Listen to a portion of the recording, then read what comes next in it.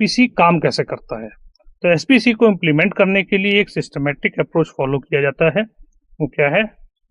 सबसे पहला, की वेरिएबल सेलेक्ट करें, यानी कि सबसे पहले हमें उन क्रिटिकल क्वालिटी पैरामीटर्स को सिलेक्ट करना है जिनका प्रोसेस पर सबसे ज्यादा इम्पैक्ट होता है। नंबर 2, बेसलाइन डेटा कलेक्ट करें, यानी एक रिप्रेजेंटेटिव सैंपल से डेटा कलेक्ट करें। यह डेटा या इस डेटा का यूज करके कंट्रोल लिमिट्स यानी कि यूसीएल और एलसीएल इस्टेब्लिश करी जाएगी या कर सकते हैं। थर्ड स्टेप है कंट्रोल चार्ट इंप्लीमेंट करें। प्रोसेस को कंटिन्यूअसली मेजर करने के लिए कंट्रोल चार्ट्स पर डेटा को प्लॉट करें।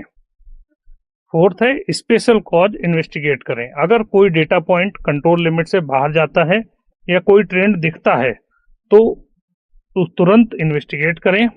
यह एक सिग्नल है कि प्रोसेस आउट ऑफ कंट्रोल है या ये है कि प्रोसेस में कोई स्पेशल कॉज हो रहा है या स्पेशल कॉज वेरिएशन आ रहा है। नेक्स्ट है कंटिन्यूअस इंप्रूवमेंट। एक बार प्रोसेस स्टेबल होने के बाद कॉमन कॉज वेरिएशन को भी कम करने पर फोकस करें ताकि प्रोसेस कैपेबिलिटी और बेहतर हो सके। तो एसपीसी की अगर हम एसपीसी कैसे काम करता है, अगर इसके कुछ स्टेप्स को ब्रीफ में समझे तो क्या है, सबसे पहले हमें वो पैरामीटर सेलेक्ट करना है जो कि क्रिटिकल है या जिसका प्रोसेस पर सबसे ज्यादा इम्पैक्ट पड़ रहा है।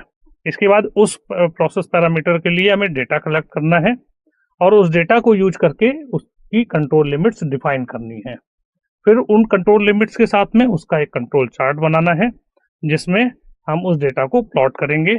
और अगर डेटा में कोई भी पॉइंट या कोई भी डेटा का जो पॉइंट है वो आउट ऑफ कंट्रोल लिमिट्स जाता है तो हमें ये आइडेंटिफाई कर हम उससे ये समझ सकते हैं कि यहाँ पे कोई स्पेशल कॉज ऐड हो रहा है। फिर हमें उस पर एक्शन लेना है और इसके बाद जब प्रोसेस में केवल और केवल कॉमन कॉज वेरिएशन रह जाता है तो फिर हम उसको भी कम करने पर फोकस कर सकते हैं ताकि कि हमारी प्रोसेस कैपेबिलिटी जो है वो बेहतर हो सके।